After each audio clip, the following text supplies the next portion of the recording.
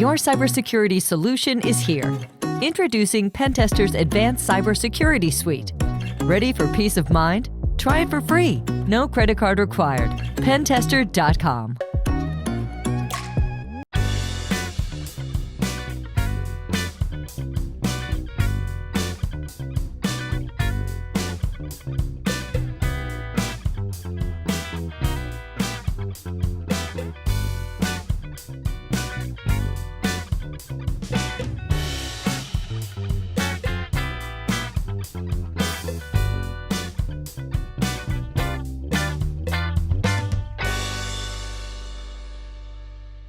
Hello, everybody. My name is Anthony Ruggiano Jr. I want to welcome everybody to Reform Gangsters. Don't forget, if you like my content, hit the subscribe button, ring the bell, and don't forget my Patreon. There's a lot of good stuff on there, a lot of good stuff coming up. Memberships only start at $1. So for $1, you can check it out. If you like it, become a member.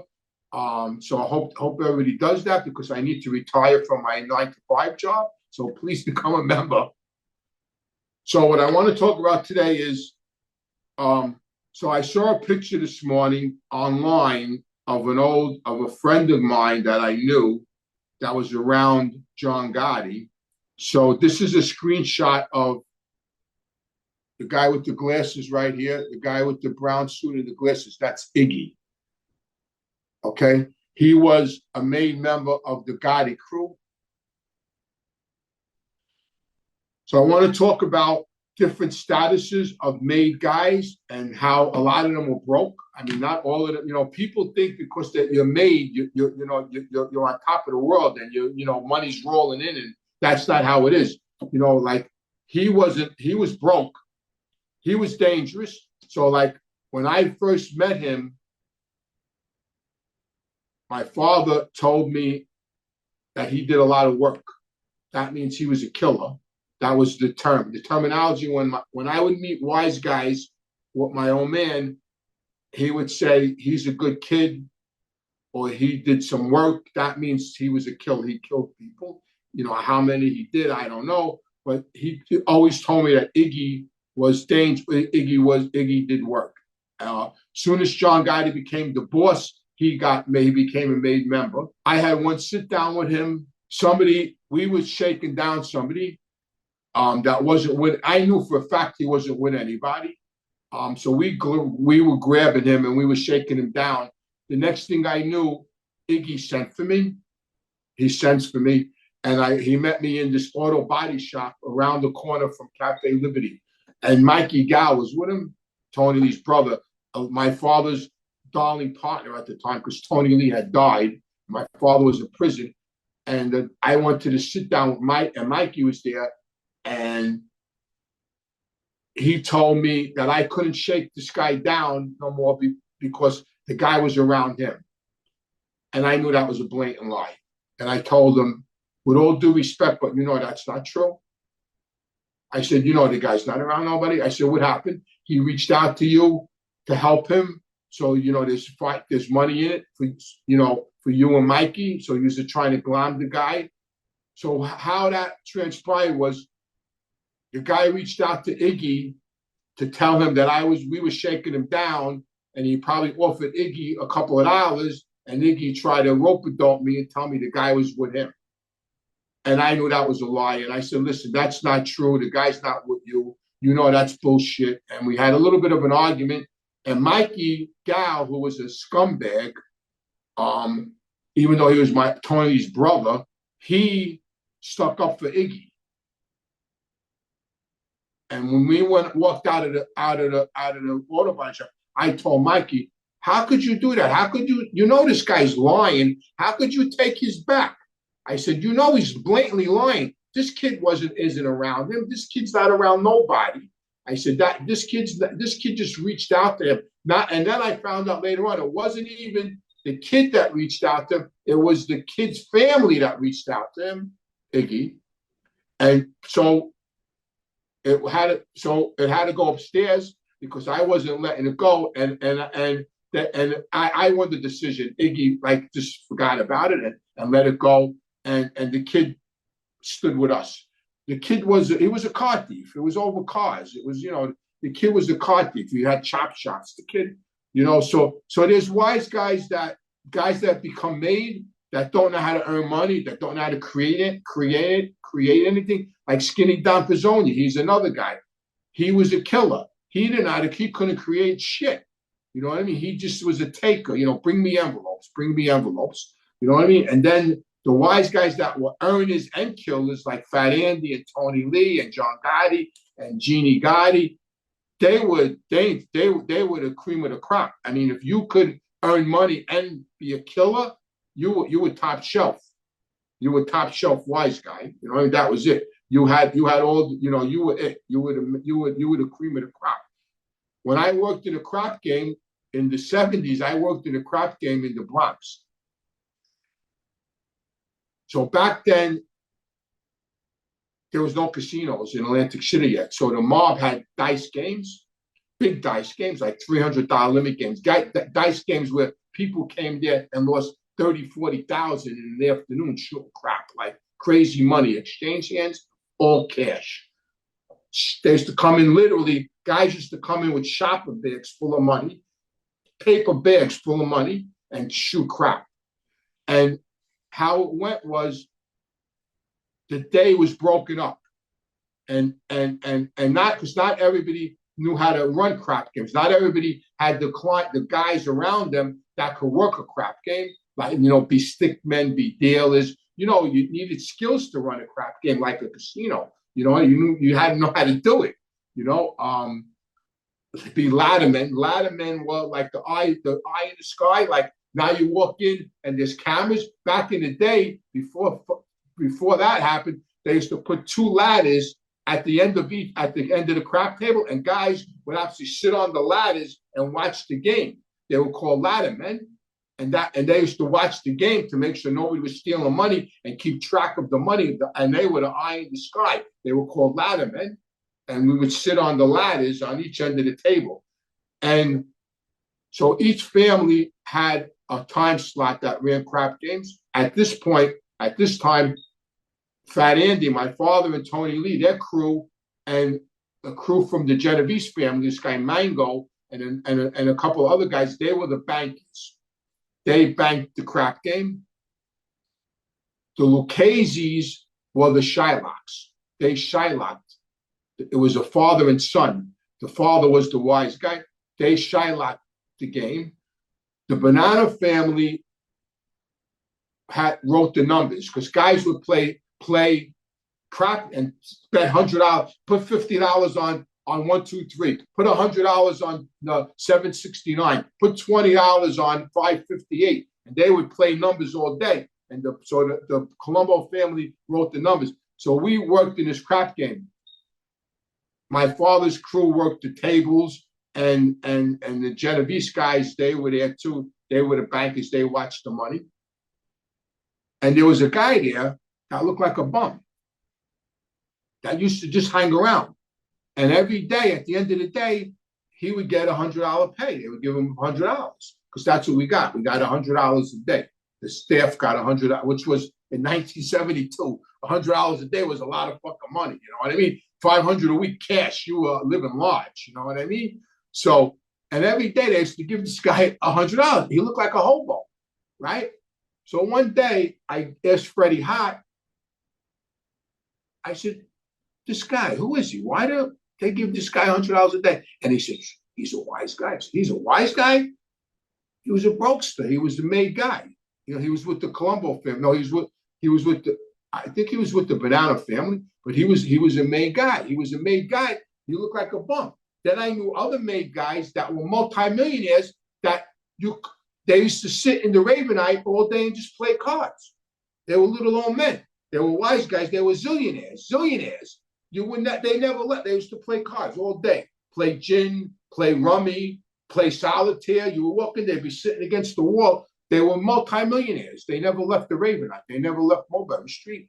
So, made guys were all different kinds of walks of life, all different kinds of intelligence, all different kinds of money earners, who was a tough guy, who wasn't, like Michael Franzese. He says it all the time. He says he was a racketeer. You know what I mean? And then John Gotti was a gangster. he says it blatantly. He was a racketeer. He was a money guy. He was a big, great earner. You know what I mean? He was a racketeer. Joe the Cat, multimillionaire. He was a racketeer. You know what I mean? Angelo Quack was a gangster. Fat Andy was a gangster, but they were gangsters, but they knew how to make money. So just because you get a button doesn't mean automatically that, you know, the cash is going to come falling off the trees. You still got to go out and get it. And then there was wise guys that never had anybody with them. This guy, Mike Catalano, he was a killer. He was in my father's original crew from Albert Anastasia days. I don't remember him having anybody with him. He was always by himself.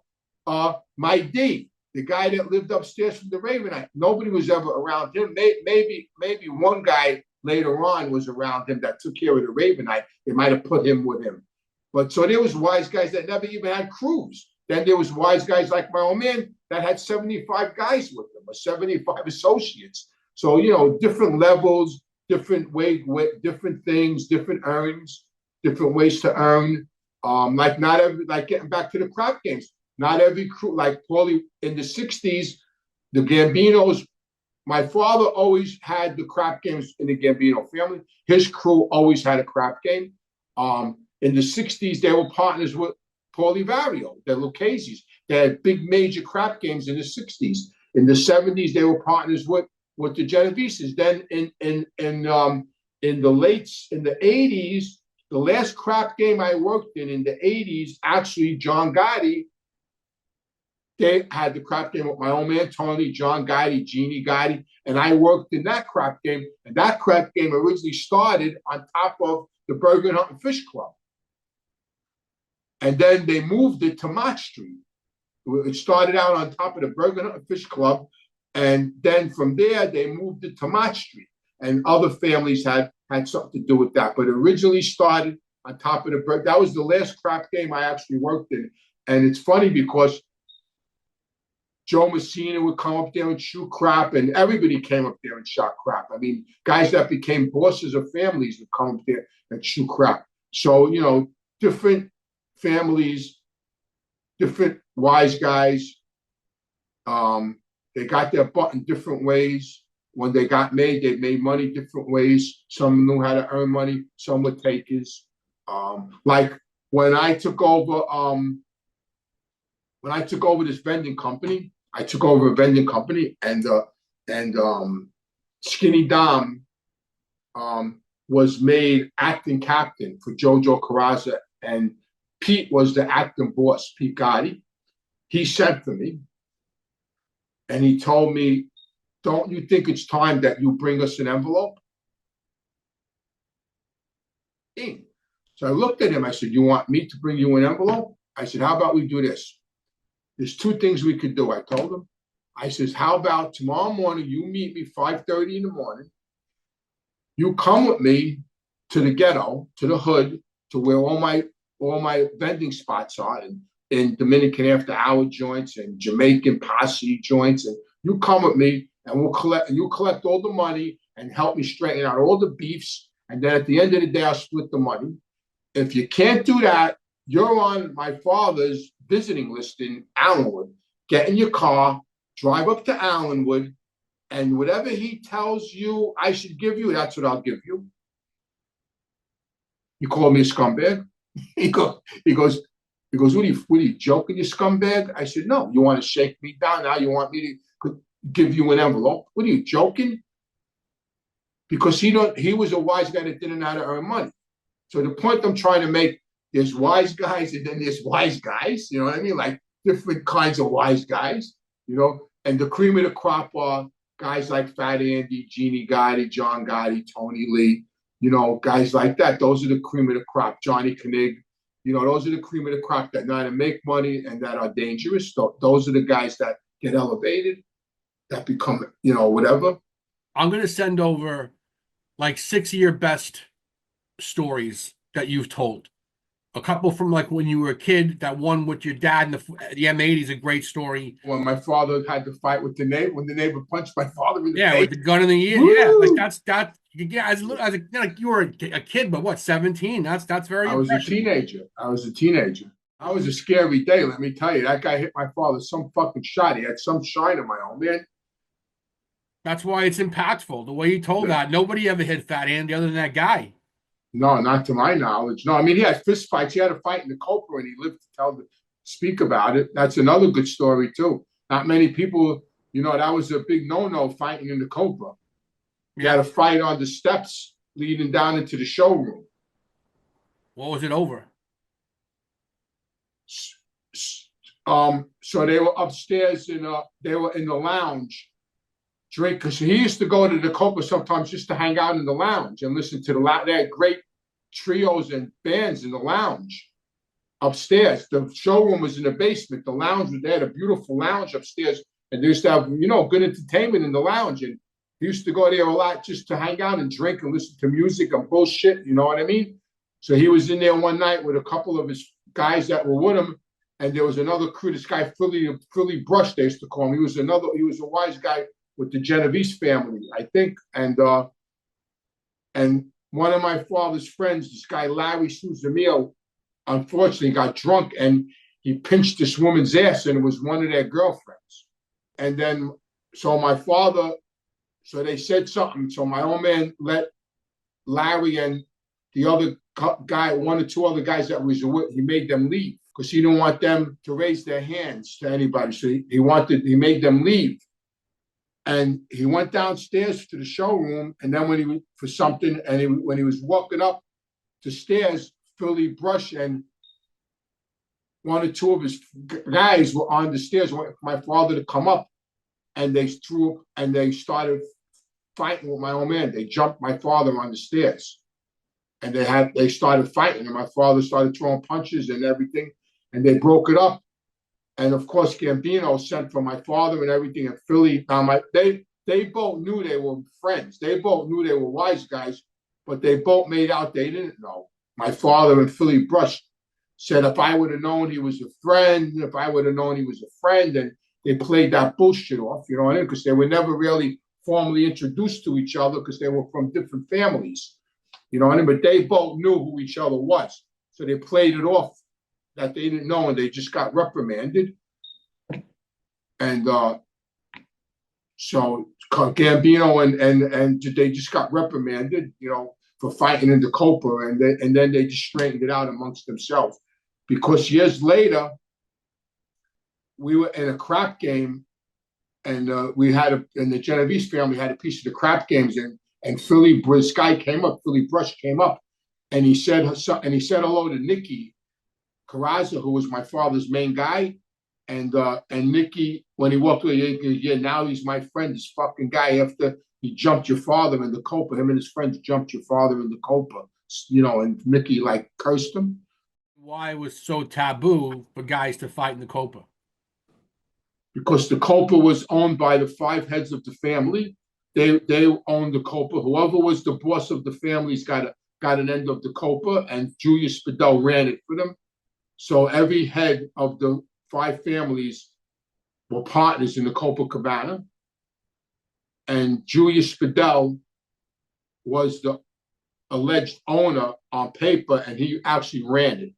He ran it, and Carmine, this guy Carmine, was the head captain. He was the second in command under Julius Fidel. He was Julius's right-hand man. Carmine, he was the head captain because they called them captains. They ran sections of the Copa, and then the waiters answered to them, and he was the main guy. He was the main captain. The guy they made that movie about, the Green Book, or whatever that name of that book, that movie was about the black piano player. The guy that story's about, one of the captains in the Copa. He actually was in The Sopranos. He played the boss of the family from New York, the old guy with the glasses, Carmine. He was actually the guy that worked in the Copa. He was a captain in the Copa, that guy. That's who that book was after. Were there any other clubs that all five families owned? No, not to my knowledge, but every club back then was with somebody. All the Latin Quarters was with somebody. Barbara Walters' father, my father actually slapped him in his face in Norby Walters in the kitchen. Tony Lee and my father were beefing with him over a check, over a tab. Barbara Walters' father owned a nightclub in Manhattan, and they were out there drinking one night and everything, and they got like this in the '60s, and they got like this crazy tab for like 800 and change. And my father, he was ripping people off, Norby Walters. He figured they were wise guys, and he gave them this big outrageous check. You know what I mean? And he was in the kitchen, and Tony Lee and my father went in the kitchen, and my father said, "What's this?" And he smacked them in the face, and he knocked them over a table. And that, needless to say, they didn't pay the check. Yeah. It's almost like a scene from a movie. Yeah. So the Latin Quarters, the 500, there was a club in Atlantic City that was a big club, the 500 Club, where Dean Martin and Jerry Lewis met, and a lot of entertainers went, and that's why. But he went to the Copa too. All the nightclubs back then were around people, around some crew or another. But the Copa was the main one. The Copa was world famous. I mean, the biggest stars in the world went to the Copa. Gene Martin and Jerry Lewis did their last show ever at the Copa. That's when then they split their partnership up after that show. I saw at the Copa Bobby Darin, Don Rickles. I saw the biggest stars in the world at the Copa. James Brown. I saw James Brown at the Copa. I saw Tom Jones at the Copa when he was like as big as Elvis. Back then, in the 70s, you couldn't, the people were out in the street, they had police barricades up when Tom Jones was there. Who did Scores kick up to? Scores was run by the Gambino family, lock, stock, and barrel. Greg DePalma, John Gotti Jr., Frankie Loke's son had Scores. That was his joint. How about Studio 54? Studio 54, he was around people. I don't know who he was on record with, but a lot of wise guys went there. He was hooked up with Roy Cohen, the lawyer. So Roy Cohen was around, friendly with everybody. You know what I mean? That was his guy. Roy Cohen was very tight with him, with the owner of one of the owners of Studio 54. I used to go in there. I had no problem getting in there. You know what I mean? Like, I used to go in there whenever I wanted. I never had to not get in, or, I always got in whenever I wanted to. We actually had a run-in with him when he got out of prison in the Red Parrot. And the Red Parrot was actually around, the guy that owned the Red Parrot was actually directly with Paul Castellano. And the guys that owned Plato's Retreat, which was the first sex club in Manhattan, Frankie Panisi, he was directly around Paul Castellano, and my father actually serviced him for Paul Castellano. For those who never experienced it, could you describe Studio 54? Yeah, it was a disco. It was a disco uptown. It had, the disco ball, and it had a VIP room, and it was nothing special. You know what I mean? It was beautiful. It was just a discotheque that got famous because all the celebrities went there. I hung out more when Studio 54 was rolling. I hung out more at the Ritz than Studio 54 because back then in the in the 70s and into the 80s, the early 80s, every night of the week back then a different club was happening. Like Monday night was like the Adam's Apple. Tuesday night was another club. Wednesday night was another club. Thursday night was always the Ritz. Saturday night was Studio 54. Like on Thursday night, the celebrities that were in Manhattan came to the Ritz. That was the night that was the night where the celebrity, for some reason, that was the night when the celebrities came, because the show, if they had an act, if they had a big group there or somebody playing, they opened up on Thursday night. That was opening night. Sometimes they only played on Thursday. Some nights they played on Thursday and Friday, but that was opening night, Thursday night at the Ritz. So all the celebrities would come to the Ritz. They were with Matty the Horse. Stanley London was with Matty the Horse, who was a captain in the Genovese family. They were around him, but they were close to my father, Fat Andy. That's why me and my brother had to run to the place. And Matty the Horse knew that, and he never step to us or anything, like he let us have carte blanche in there, you know what I mean? Like we did whatever we wanted in the Ritz. Sounds like home base for you and your Oh brother. yeah, it was definitely. Yeah, we were there every night. When we walked in, the DJ used to have. We had a theme song when we walked in. There was a girl DJ, and in the Ritz, when you walked in, you went up the step. There was a balcony. That was the VIP section. Was upstairs, and the tables were all roped off. But you could see when you sat on the balcony, you could see from the dance floor or the DJ booth. You could see who's sitting at the table. You know what I mean? It wasn't like high up. You know what I mean? And when we used to come there, we always had a table, and she would see us and she would say, "Oh, this is a shout out to my two dear friends that walked in." And she would play Start Me Up by the Rolling Stones, because we used to start her up. We used to start everybody up. So that was our theme song. And it's crazy. Every time I hear Start Me Up, that's what I think of. That, her sending it. That was our theme song, me and my brother. Oh, she said, "Oh, my two friends are here." And she used to play Start Me Up by the Rolling Stones. That was our theme song. I want to thank everybody for watching the show. And don't forget, if you like my content, please subscribe button and ring the bell. And don't forget to check out my Patreon. I got a lot of good content on there, and a lot of content coming up in the near future. Memberships only start at $1. So for $1, come check us out.